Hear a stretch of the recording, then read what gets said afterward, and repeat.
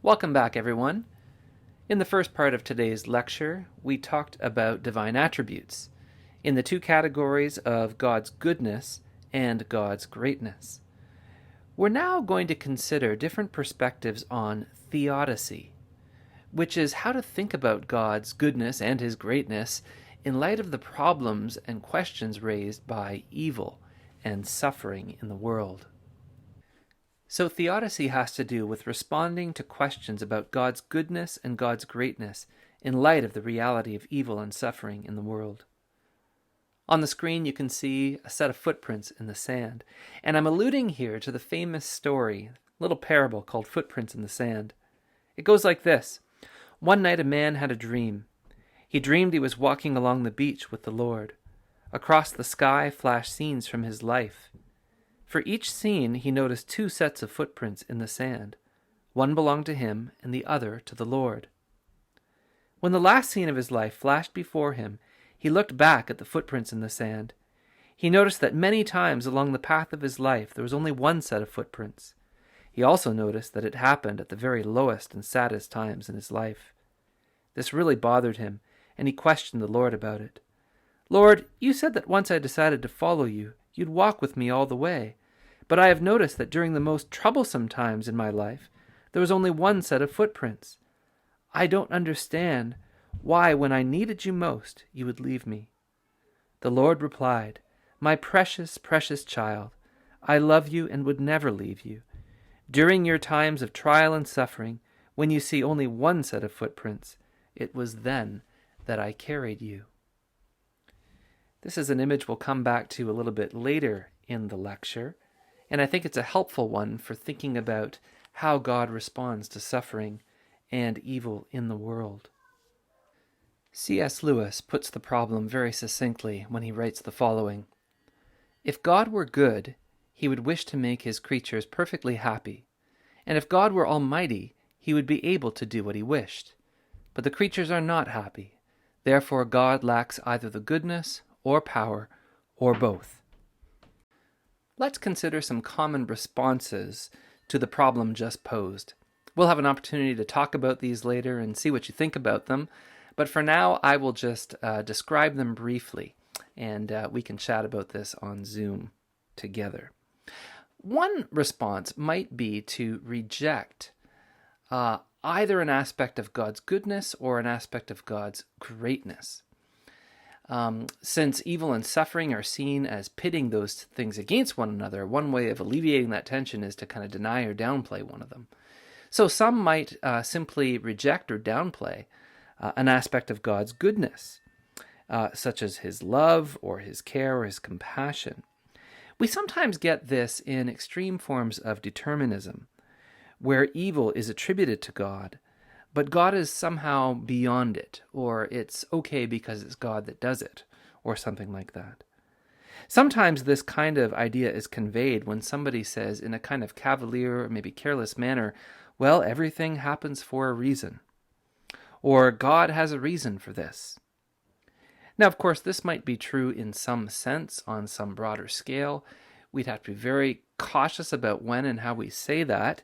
Often it's just not taken as the most compassionate or helpful thing to say in the midst of somebody's suffering. It also might confuse two different concepts, the concept of cause as opposed to the concept of purpose. Now, everything happens for a reason sounds like a statement of cause, right? This event is happening because of some prior cause, right? And presumably God is that cause on some level. That's different from what Scripture actually says when it says that in all things God works, and he works those things for the good of those who love him and are called according to his purpose. So in all things God is working. In other words, God is able to come into the midst of things and direct them according to his purposes. He's able to bring redemption and goodness out of suffering and evil. That's not the same thing as necessarily causing those things in a sort of causal chain kind of way. In any case, we need to be cautious about downplaying God's goodness in order to elevate God's greatness. So in this approach, the emphasis would be on God's sovereignty and we're just supposed to rest in that sovereignty and allow the questions of compassion and love and those kinds of things to sort of go unstated or remain in mystery. The other side of the spectrum would be to reject some aspect of God's greatness in order to make room for God's goodness.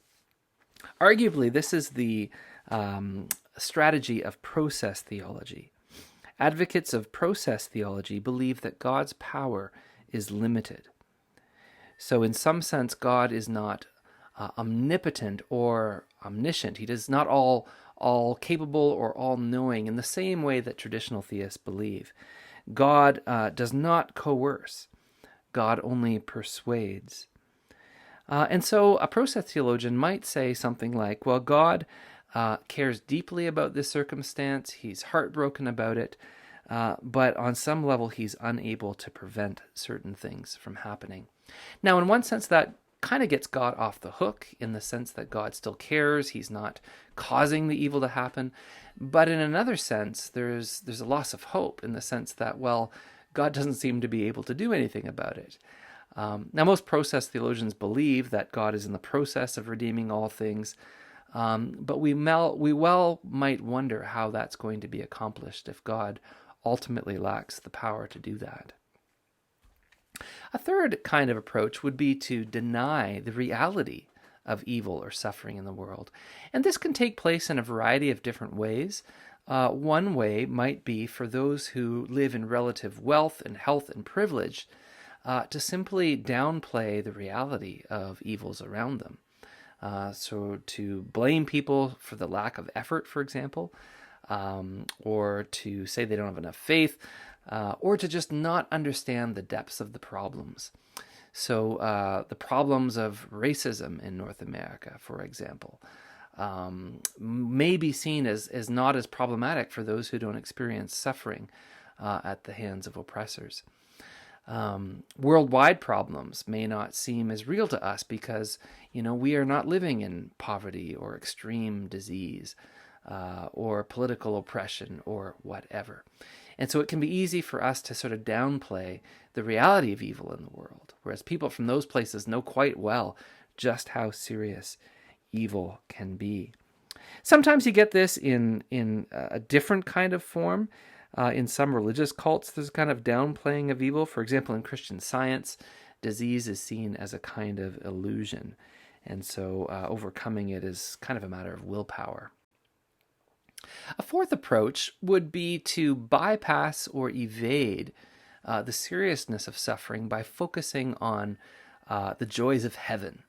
So the idea is that the afterlife makes everything okay. Now, I don't think many Christians come right out and say this, but there was a point in recent history where we had a lot of discussion about, is the gospel about saving souls, or is it about alleviating suffering and doing justice? Now, I think that's a false dichotomy. It's actually about both of those things.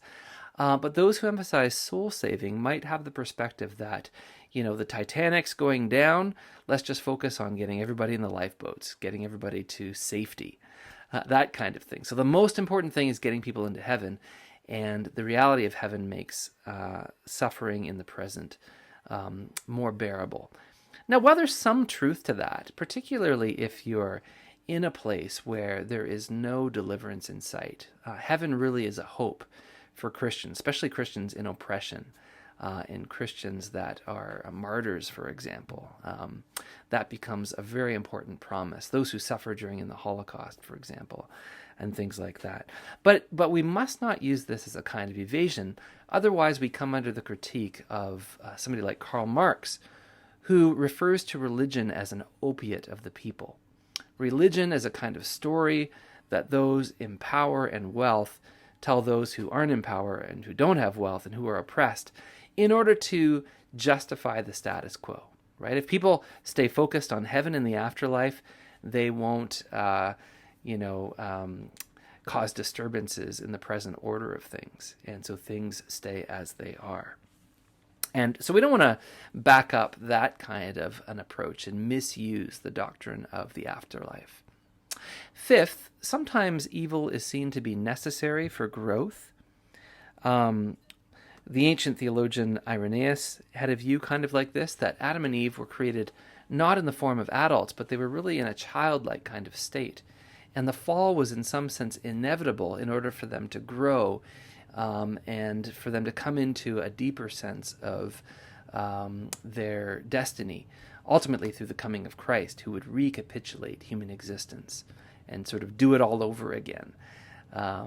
Now, that view has some merit to it in the sense that, I think those of us who are parents can understand that we don't always protect our children from every possible mistake. Sometimes children need to make mistakes in order to grow.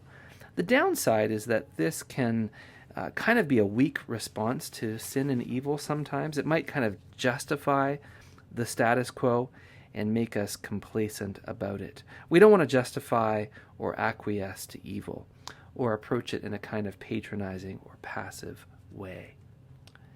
And then there are also free will defenses to the problem of evil, where evil exists in the world, not completely, but largely because of the poor choices of human beings who are misusing their freedom.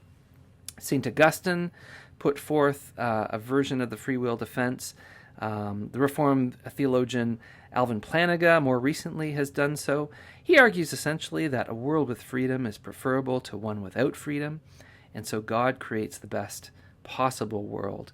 And he does that because God values human freedom more than he values sort of a risk-free environment where suffering and evil never comes into an existence. It's somehow worthwhile to risk evil and suffering in the world in order to create these beings who are truly free to love God back and be creatures made in the image of God.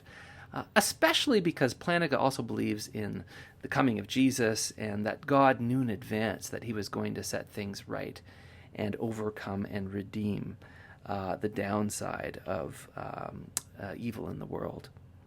Arminian theologians have also argued free will defenses of various kinds. They tend to argue that God sovereignly chooses to place limitations on his own sovereignty, so he doesn't predetermine everything exhaustively, but rather God grants genuine but limited freedom to finite human beings. He does not predetermine suffering, or at least all suffering, maybe there's some, but he acts with wisdom to overcome it and deliver us from it. And so in this view, evil results largely from chance, as well as from human agents, including human agents who are sinful and rebellious, and also evil spiritual agents, namely demonic powers. Well, what do you think so far?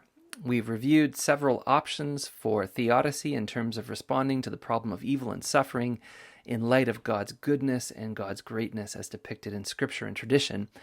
And I'm curious as to which of those views you find helpful, which you would resist as being not so helpful. Take a few minutes just to reflect on that, and then take a break and come back refreshed to view the remainder of the lecture on theodicy.